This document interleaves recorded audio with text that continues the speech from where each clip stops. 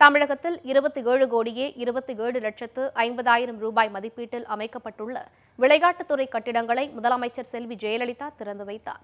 சென்னை ஜவஹர்லால் நேரு விளையாட்டரங்கில் 4 கோடியே 50 லட்சம் ரூபாய் மதிப்பீட்டில் சுமார் 600 விளையாட்டு வீரர்கள் தங்குவதற்கு ஏதுவாக கட்டப்பட்டுள்ள தங்கும் விடுதி, சமையற் கூடம் மற்றும் உணவருந்தும் கூடம், சென்னை ஷெனாய் நகர் நீச்சல் குள வளாகத்தில் 50 லட்சம் ரூபாய் மதிப்பீட்டில் அமைக்கப்பட்டுள்ள குறுந்தூர நீச்சல் குளம், மதுரை டாக்டர் எம்ஜிஆர் விளையாட்டரங்கத்தில் 6 கோடி ரூபாய் மதிப்பீட்டில் அமைக்கப்பட்டுள்ள விசை நீர் தெளிப்பான்கள், நீர் வடிகலன் மற்றும் ஒளிரும் உயர்மின் விளக்கு வசதிகளுடன் கூடிய செயற்கை இழை வளைகோல் பந்து மைதானம் ஆகியவற்றை முதலமைச்சர் செல்வி ஜெயலலிதா காணொலி காட்சி மூலம் திறந்து வைத்தார்.